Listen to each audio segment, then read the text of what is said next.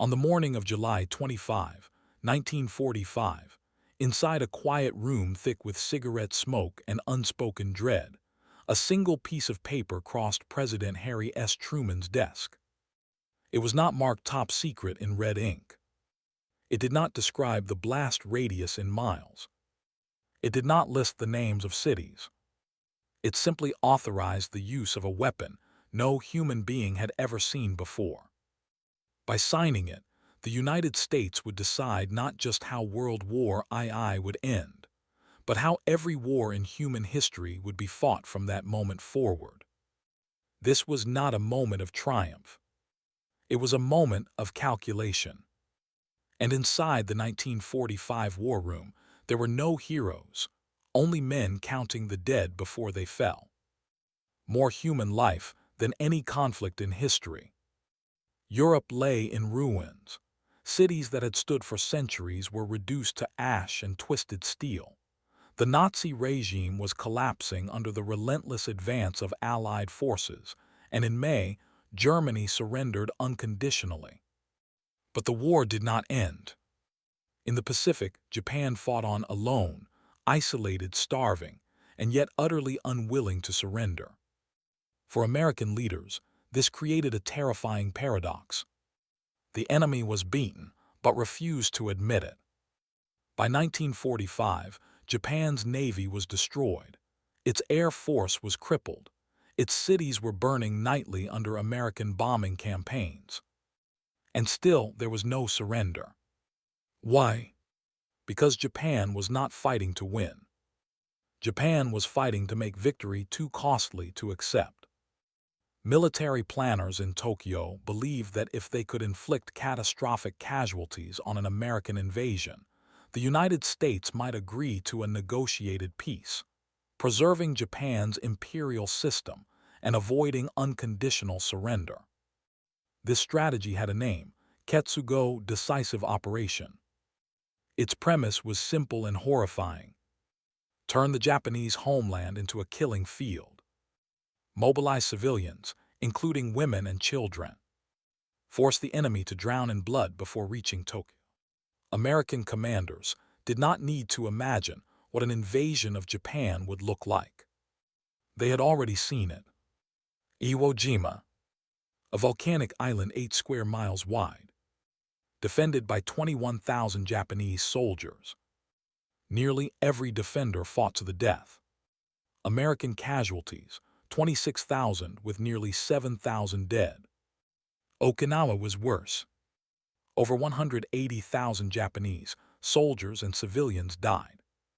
Kamikaze attacks sank or damaged hundreds of Allied ships. Civilians jumped from cliffs rather than surrender. The battle lasted 82 days.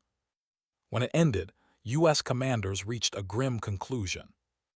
If this is what Japan will do for a single island, what will they do for their homeland? The planned invasion of Japan had a name: Operation Downfall. It would be the largest amphibious assault in human history. Phase 1, Operation Olympic. Invasion of southern Japan. Over 500,000 Allied troops. Phase 2, Operation Coronet. Direct assault on Tokyo. Millions of soldiers involved. Projected American casualties ranged from 250,000 to over 1 million. Japanese casualties. No one could calculate them because Japan planned to fight until there was nothing left to count. In April 1945, Franklin D. Roosevelt died suddenly. Vice President Harry S. Truman, a man who had been kept out of the Manhattan Project entirely, became president overnight. Within days, he was escorted into a briefing room and told something that stunned him into silence. The United States possessed a weapon capable of destroying an entire city with a single bomb. Truman later wrote, "I felt like the moon, the stars, and all the planets had fallen on me."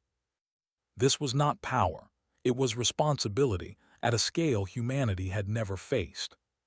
The atomic bomb was not created to end the war quickly. It was created because American scientists feared Nazi Germany might build it first.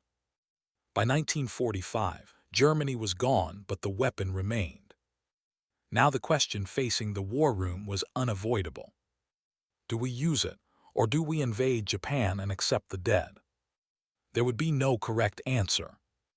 Only consequences. Why every other option failed.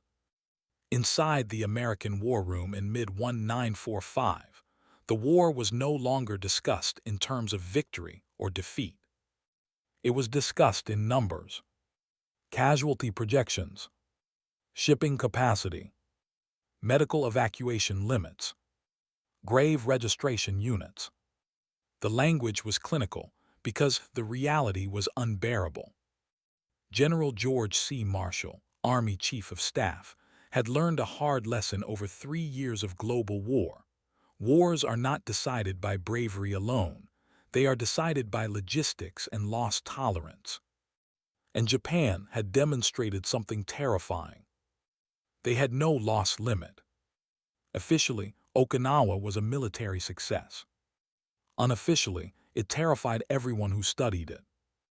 American intelligence estimated that only about 100,000 Japanese soldiers were on the island. What they did not calculate was the psychological transformation of the civilian population. Japanese civilians were not passive victims. They were weaponized. Schoolchildren trained to carry explosives. Elderly civilians ordered to attack tanks with bamboo spears. Families told surrender was worse than death. American soldiers encountered civilians charging machine gun nests, sometimes holding infants. This was not battlefield fanaticism. This was national suicide doctrine. When reports reached Washington, planners rewrote their invasion estimates. Upward, far upward.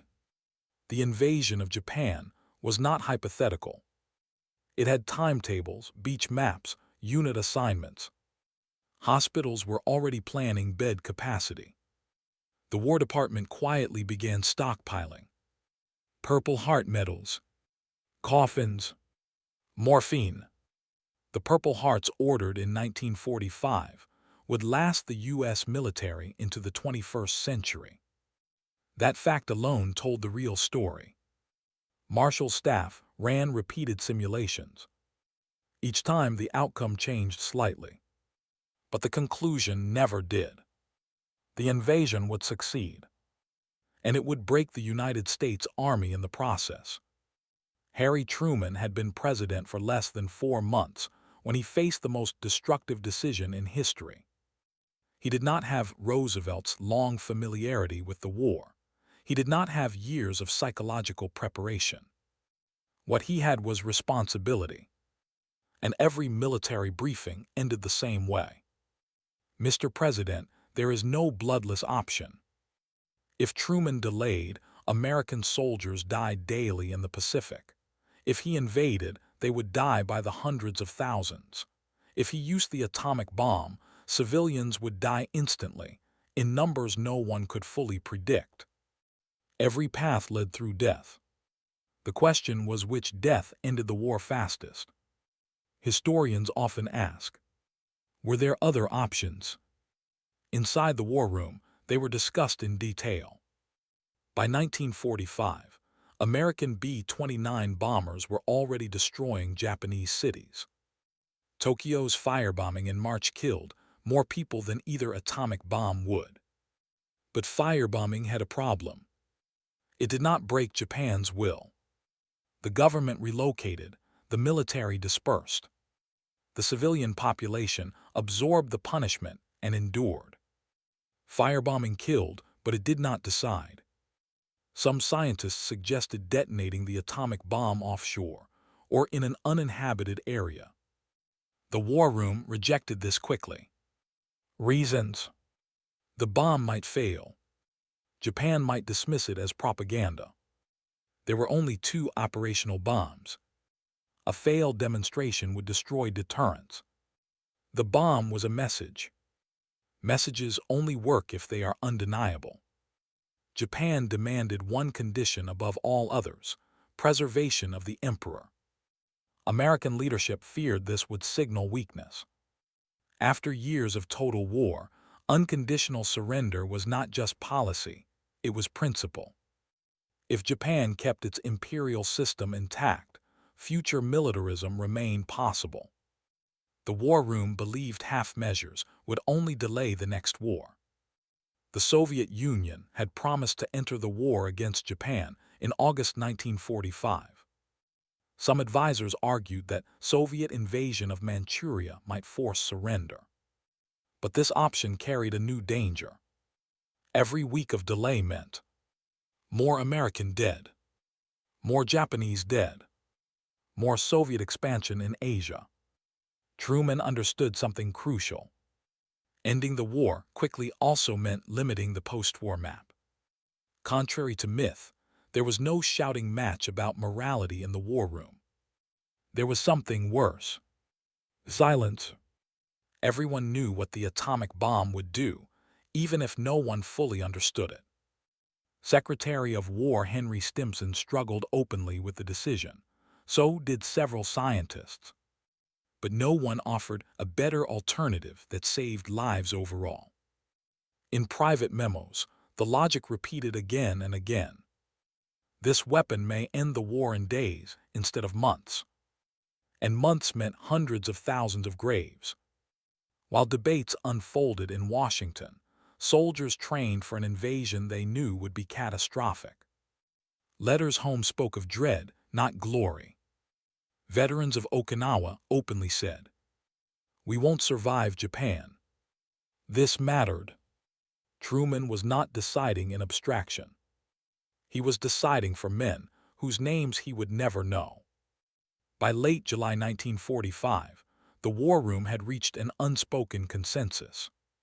Not because they wanted to use the atomic bomb, but because every other path killed more people slowly. The bomb was horrifying. The invasion was worse. Truman would later say, "I regarded the bomb as a military weapon and never had any doubt that it should be used." That sentence would echo through history. By the summer of 1945, the atomic bomb existed in only one place on Earth. It was not stored in an arsenal. It was not lined up with serial numbers. It was not understood in the way ordinary weapons were understood. It was experimental. Two designs had been developed in parallel. Little Boy, a uranium-based gun-type bomb. Fat Man, a plutonium implosion device. Only one of them had ever been tested. On July 16, 1945, in the New Mexico desert, the world's first nuclear explosion lit the sky brighter than the sun. Scientists watching the test felt awe and terror. One of them whispered, "Now I am become death, the destroyer of worlds." The weapon worked. That meant the decision was no longer theoretical. Days after the test, Truman traveled to Potsdam, Germany, to meet Allied leaders. He now carried knowledge no one else possessed. During the conference, the Allies issued the Potsdam Declaration, a final warning to Japan. Its message was blunt: surrender unconditionally, or face prompt and utter destruction. The declaration did not mention the atomic bomb by name. It did not need to. Japan's response was silence. In Tokyo, the government deadlocked. Hardliners insisted the threat was bluff. Moderates hoped for Soviet mediation. No one wanted to be the one who surrendered. In Japanese political culture, surrender meant dishonor not just personally but nationally. The selection of atomic targets was not random. A special committee evaluated cities based on military significance, psychological impact, degree of previous bombing. They wanted cities untouched, so the bomb's effects could be measured. Hiroshima met every criterion. Major military headquarters, transportation hub, dense urban population, largely unbombed. It was a city intact enough to demonstrate total destruction. This was science fused with strategy. At 8:15 a.m., The B-29 bomber Enola Gay released Little Boy over Hiroshima. 43 seconds later, the city ceased to exist. The explosion generated temperatures hotter than the sun's surface, flattened buildings miles away, vaporized human beings instantly. Shadows were burned into walls. People died without wounds. Others died slowly, from burns and radiation sickness no doctor understood. Within minutes, tens of thousands were dead. Within days, the number doubled. And still, Japan did not surrender.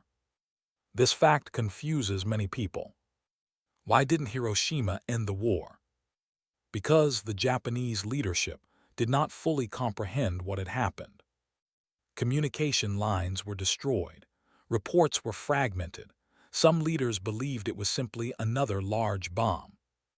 The military high command argued. If the enemy had one such weapon, they would have used it already. They assumed Hiroshima was a one-time anomaly. They were wrong. August 9, 1945, Nagasaki. 3 days later, a second B-29 approached Japan. Its primary target was Kokura. Cloud cover saved that city. The bomber diverted to its secondary target, Nagasaki. At 11:02 a.m., Fat Man detonated. The terrain limited the blast, but the message was unmistakable. This was not chance. This was not luck. This was repeatable destruction. Japan now faced a horrifying realization. The United States could erase cities at will. The use of 2 bombs was not cruelty. It was communication. 1 bomb could be dismissed. 2 bombs established pattern. And pattern created certainty. Combined with Soviet invasion of Manchuria on the same day, Japan's strategic position collapsed completely. The war room's calculation had been grim, but correct. On August 15, 1945, Emperor Hirohito addressed the Japanese people. For the first time in history, they heard his voice. He did not say defeat. He said, "The war situation has developed not necessarily to Japan's advantage." He spoke of a new and most cruel bomb. Behind the ceremonial language was a simple truth. Japan could no longer protect its people. The war was over. What victory looked like in ash. Wars usually end with parades. World War II did not, at least not at first. In the days following Japan's surrender, there was no celebration inside Hiroshima or Nagasaki. There was no cheering in hospitals. There was no relief in the ruins. There was only silence. A silence broken by coughing, by moaning, by the crackle of fires still burning where neighborhoods had been. The atomic bomb ended the war quickly. But it did not end suffering quickly. When American survey teams entered Hiroshima weeks later, they struggled to describe what they saw. There was no city center, no recognizable skyline, no functioning infrastructure. Landmarks were gone, streets were erased, maps were useless. Survivors wandered through ruins with burned skin hanging from their arms, their hair falling out in clumps. Doctors, those who survived, were overwhelmed and confused. They treated burns they had never seen before and illnesses they did not understand. Radiation sickness was not yet a concept. People who appeared uninjured collapsed days later and died. Victory had arrived, but it looked like apocalypse. The most extraordinary act of the war did not happen in Washington. It happened in Tokyo. For centuries, the Japanese emperor had been a divine figure, distant, untouchable, silent.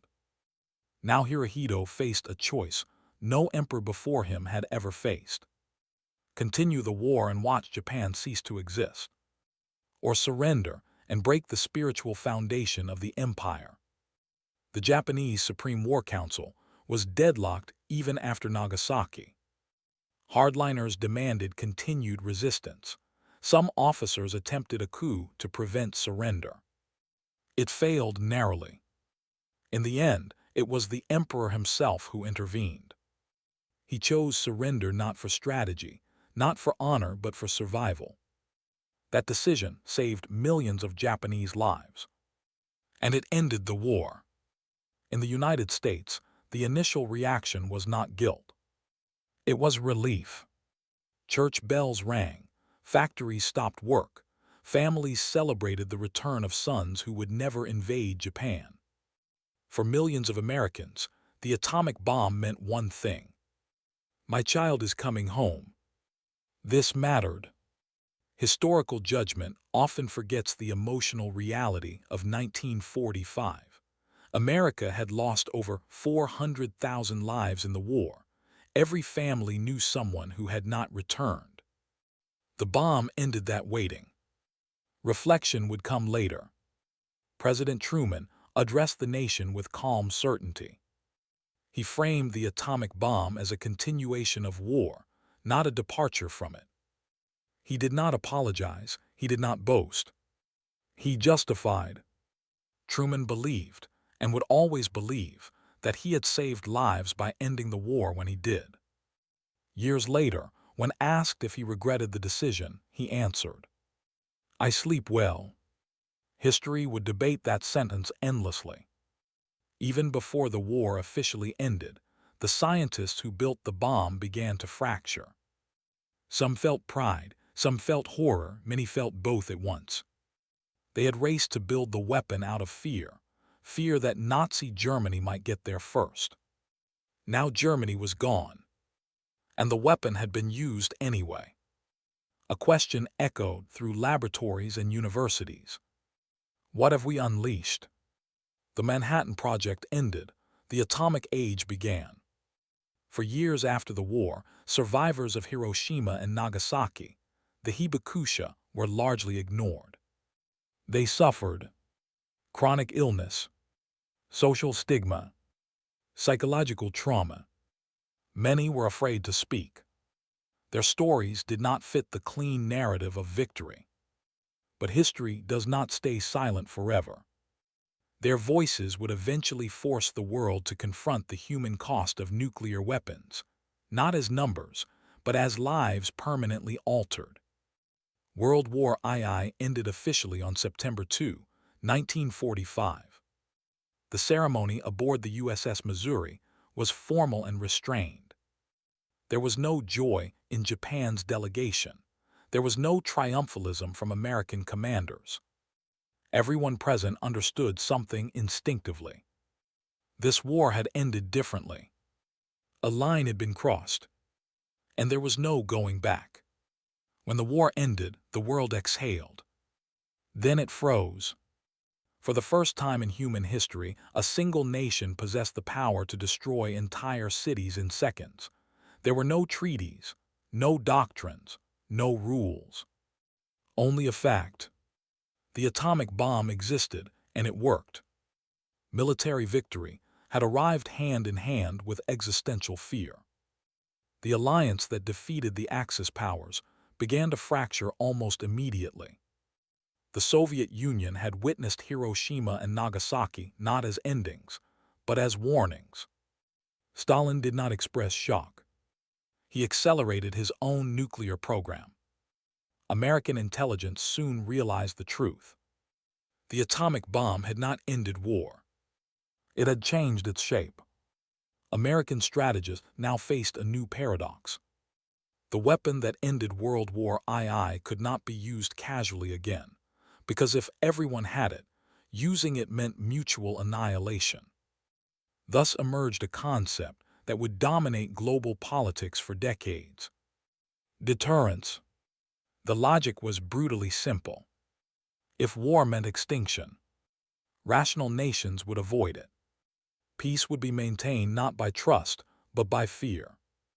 This idea would define the Cold War. As years passed, the atomic bomb ceased to be just a military decision. It became a moral battlefield. One side argued, the bomb saved lives by ending the war quickly. Invasion would have been far worse. Leaders must choose the least catastrophic option. The other side argued, Civilians were deliberately targeted. A precedent was set that normalized mass destruction. Some alternatives were not fully explored. Both sides had evidence. Neither side had closure. History does not render verdicts. It preserves arguments. By the 1950s and 60s, survivors of Hiroshima and Nagasaki began to speak publicly. Their testimonies were not strategic, they were human. They spoke of skin that never healed, children born sick, nightmares that never faded. These stories did something no political speech could do. They made the abstract concrete. The bomb was no longer a concept. It was a memory carried in bodies. The atomic bomb did not remain the most powerful weapon for long. Hydrogen bombs followed. Intercontinental missiles followed. Submarines capable of ending civilizations followed. By the early 1960s, humanity had built enough nuclear weapons to destroy itself several times over. Every one of them traced its lineage back to 1945. The war room decision had multiplied. Harry Truman left office knowing his decision would haunt history. He never recanted, he never apologized. He believed leaders are judged not by moral purity, but by outcomes. The outcome in his view was clear. World War II ended. Millions were not sent to die in an invasion. The war did not drag into 1946 or beyond. Whether that justifies the means remains one of history's most enduring questions. From school drills to doomsday clocks, nuclear fear seeped into everyday life. Children practiced hiding under desks. Cities planned evacuation routes that would never work. Generations grew up knowing civilization could end in minutes. All because once a bomb was used. And the world learned it could never be unused again. Why the USA used the atomic bomb. To understand why the United States used the atomic bomb, history must return to where the decision was actually made. Not to the ruins of Hiroshima. Not to the classrooms of moral philosophy. Not to the hindsight of decades later. But to the war room of 1945. Inside that room, the future did not exist yet. There was only a present shaped by a war that had already killed tens of millions, an enemy that refused to surrender, an invasion projected to annihilate both sides. The decision was not made in peace. It was made in desperation. The atomic bomb was not used to test a new weapon on civilians, to send a message for its own sake, to punish Japan out of vengeance. Those interpretations emerged later. In 1945, the decision was framed narrowly and brutally. How do we end the war now? The bomb was chosen not because it was the worst option, but because it was judged to be the least catastrophic. That does not make it clean, it makes it comprehensible. Much of the debate over Hiroshima and Nagasaki rests on imagined alternatives. But in the war room, alternatives were not hypothetical. They were operational plans. They had dates, they had troop lists, they had casualty projections. Every alternative required more time.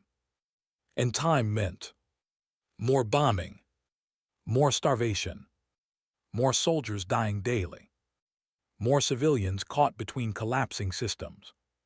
The atomic bomb compressed destruction into moments instead of months. That compression is what ended the war. The atomic bomb is not controversial because it failed. It is controversial because it worked. It worked so completely that it forced humanity to confront a terrifying truth. Progress can outpace wisdom. The same intelligence that split the atom could not split morality into clear answers. The bomb exposed a gap between what humans can do and what they are prepared to live with. No one involved escaped responsibility. Not Truman. Not the generals. Not the scientists. Not the nation. But responsibility does not mean certainty. Even those who believed the bomb was necessary understood they had crossed a line that could never be uncrossed. The war room did not celebrate. It exhaled. History can say, the bomb ended World War II. It prevented an invasion that would have killed millions. It ushered in a nuclear age defined by fear and restraint. History cannot say that the suffering was justified, that the decision was morally pure, that the world was made safer forever. History records outcomes, not absolution. Why did the USA use the atomic bomb? Because in 1945, every option was horrific, and this one ended the war fastest. Because leaders chose certainty over endurance, because they believed delay would kill more than decision, because war had already destroyed every moral simplicity. The atomic bomb was not the beginning of cruelty. It was the culmination of a war that had already abandoned limits. The true legacy of Hiroshima and Nagasaki is not American power. It is human vulnerability. The war room decision taught the world something it cannot forget. The next time such a weapon is used, there may be no historians left to argue about it. That knowledge, more than any treaty or doctrine, has restrained nuclear war ever since. The bomb ended one war. The fear of it has prevented many others. And that is the uneasy, unresolved truth history leaves us with.